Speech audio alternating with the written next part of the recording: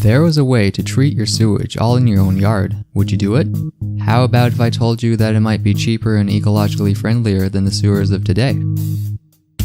Historically, sanitary systems have been a cornerstone of population centers, crucial for keeping the dangerous pathogens and bacteria at bay. But sewage treatment carries a price tag. The average American uses 100 gallons of water a day, and most of that goes back into the sewers. A household of 4 can expect to spend anywhere between $20 to $200 a month to treat their wastewater. Updating infrastructure increases utility bills. Some cities just use higher taxes, and some cities make do with aging and ineffective infrastructure. To propose an alternative, it's useful to visualize how the current systems work and where the money goes.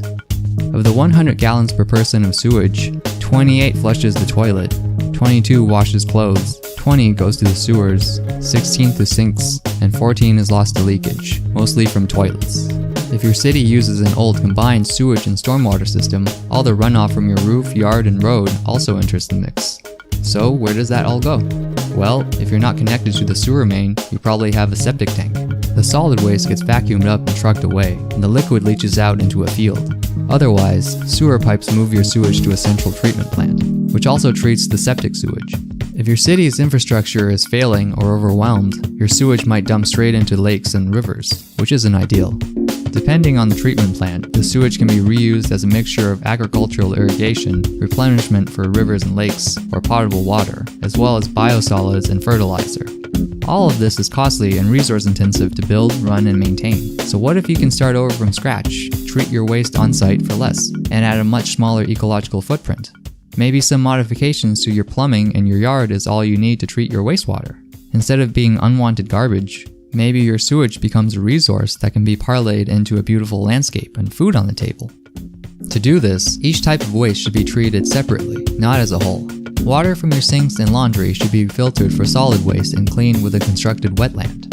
The water can then be piped into mulch pits or other irrigation means to grow produce. Your business can be composted with composting toilets, which becomes solid fertilizer. Optionally, urine can be diverted and stored to remove pathogens and becomes liquid fertilizer. Rain runoff should be captured, stored, and filtered by a bioswale, and subsequently drained into the constructed wetland or directly used for irrigation. The typical house has a front yard, a backyard, and modest side yards, most of it covered with lawns that require constant watering and does little in return. So we're going to get rid of that.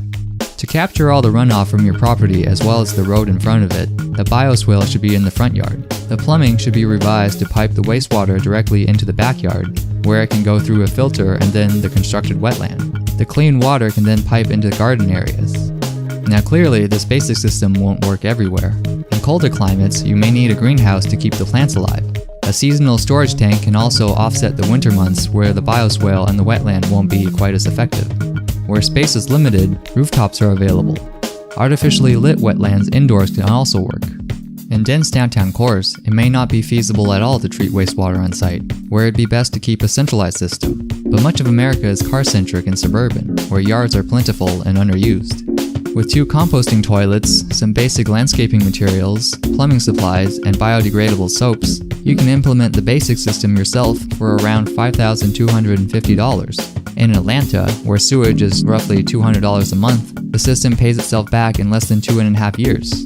The city recently spent $4 billion for citywide upgrades. One can't help imagine if Atlantic just took one of those billions and gave it to half of its 380,000 households, subsidizing the material costs for 100,090 yards. For another billion, they can easily hire the labor and expertise to install it for the residents for free.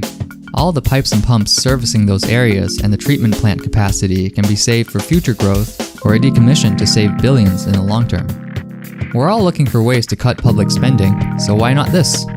If you live in a house in warm weather, there's no reason why you should pay for the water and for its disposal.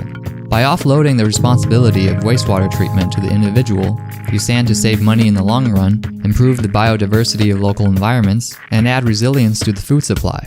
It's a strange idea to get behind, but it's at least worth considering. Let me know what you think.